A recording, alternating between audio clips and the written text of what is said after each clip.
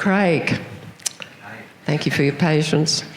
Now, Craig has worked in five-star establishments in various parts of the world. He's a man who knows quality when he sees and feels it. And he has brought that knowledge to Reside. Tell us how you've done that. How have you added this five-star feel to Reside Communities, Craig? Thank you, Kay. Firstly, I did forget to give Glenn a message yesterday. Your mum wants you to call her back. I did. I saw Hazel yesterday out at Sanford, so give her a call. Five-star experience. So basically, the way, if you talk about a five-star hotel and you talk about retirement living, they're really not that dissimilar, to be really, really honest with you. In five-star hotels, it's all about the guests. In retirement living, or with our business, it is all about the resident. So there's really no difference at all. Being a resident-centric business is extremely important. We can build great assets, which fortunately we've done here and at our other sites as well. But the real art of any of this business, whether you call it hospitality or hotels or retirement living, is actually having the right DNA and the culture in the business. You can feel it the moment you walk in whether it's right or not, and that's the same with a hotel.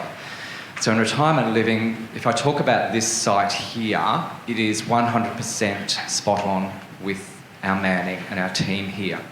And I know that because, as Glenn said before, we're in the business most days. 4 or 5 days out of the week, we're either here or Sanford or down the coast. And it's about every decision and everything you do, you must think about the resident. How is this going to impact the resident? So we have a village manager here, Leilani, who's running around at the back there, as we have in all of our sites. We have a receptionist, we have a lifestyle concierge as well. So the lifestyle concierge here, the lovely Di, she's floating around somewhere. What Di does, her role here is solely to be here for the resident. So she'll do checks on residents, she has relationships with residents, and she'll report that information back to our village manager.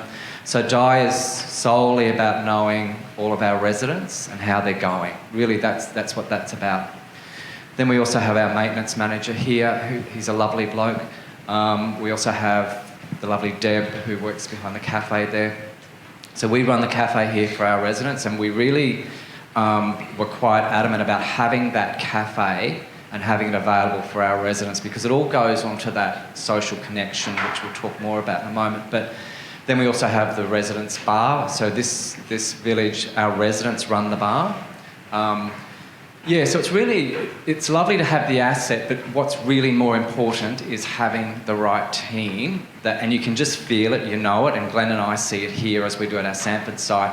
And another testament of that here today is we actually have all of our staff working here today from our other villages. They all volunteered to come in and help because, like myself, they genuinely believe in the business that we're in. And why I left five-star hotels, it was not necessarily retirement living I was looking to go into, but I met Glenn and this was the right business for me to be into. It really, otherwise I wouldn't be in it. So I genuinely believe in the business. And it's a lovely physical environment. It's light, it's bright, it's styled beautifully. Yep. It is classy. Describe an average day at Brooklyn Retirement Village. Yeah.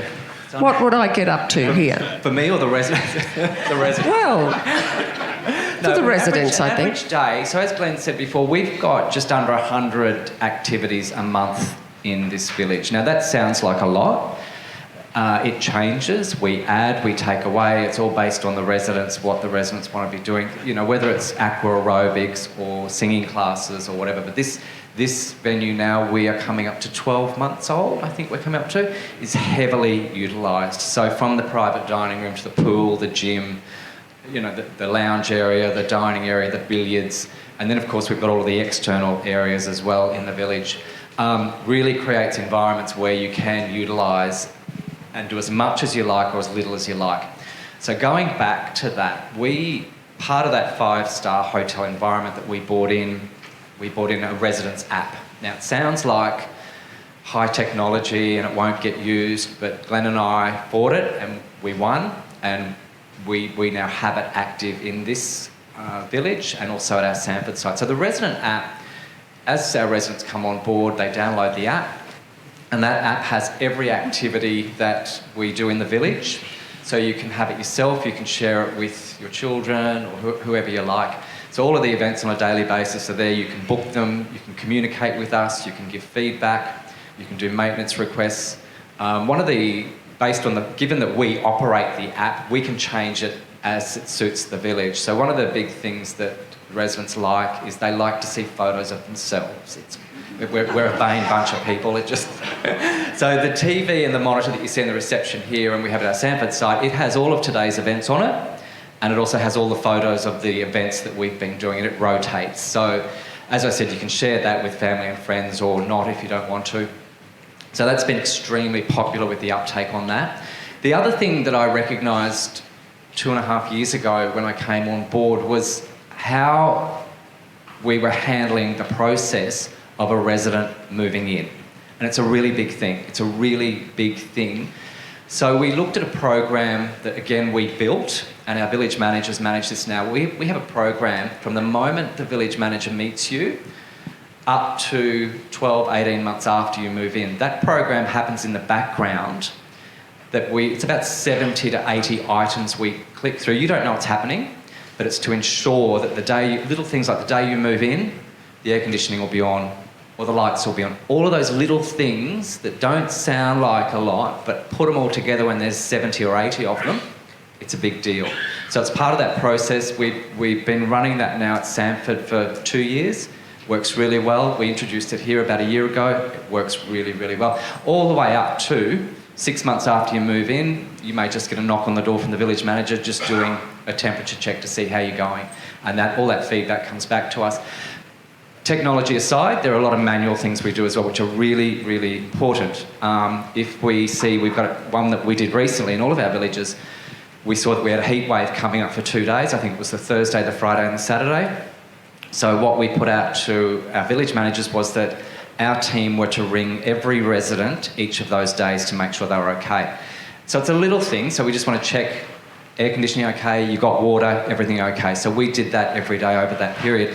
And then of course we did that all through COVID. So while it can be a high-tech business, which I like to have and have that in the background to make sure everything's working, it's all about the people contact. That's why we're in it, otherwise we wouldn't be here. It's as simple as that. And the same with Bron, who's our village manager standing there, Leilani, our village manager here, or Michael, our general manager down at Esperance.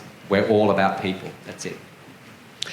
And I love the fact that you said, Craig, you can do as little or as much as you want. Yeah. But also, there's I would imagine it's an important issue. There's a sense of security. Yeah, security in the village as well. Yeah, in particular with this, our partners here, highly secure. It's completely lockable, access via the intercom only. After hours, the garage is completely lockable. So it's a very safe environment.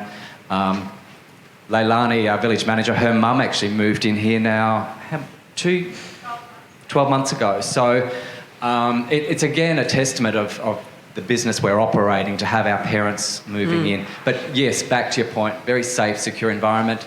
There's always a lot happening. I mean, we spoke before about the 90 or 100 activities we have here a month.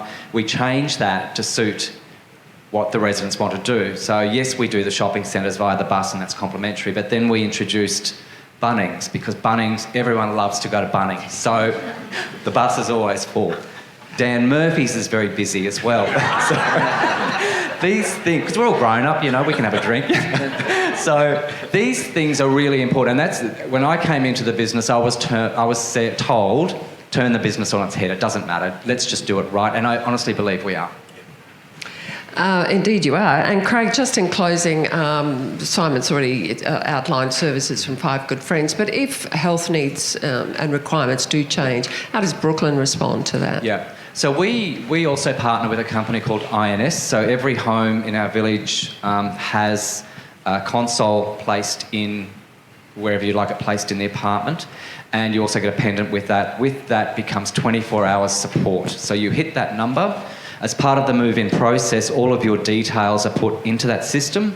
So the moment you hit that button, it goes through to a 24-hour nurse who attends that call, and they will have all of your details, your name, any health conditions, whatever. Now, it's not just for health emergencies, it's for any emergency that may happen overnight, whether, for example, if a water pipe bursts or something like that. So that is in every apartment and every home in our village. Also, all of our apartments here are designed to fit extra, whether it be grab rails or handles or whatever in the bathrooms. These apartments are designed to take those, and we welcome those additions when needed. It's a very simple process we go through. Thanks, Craig.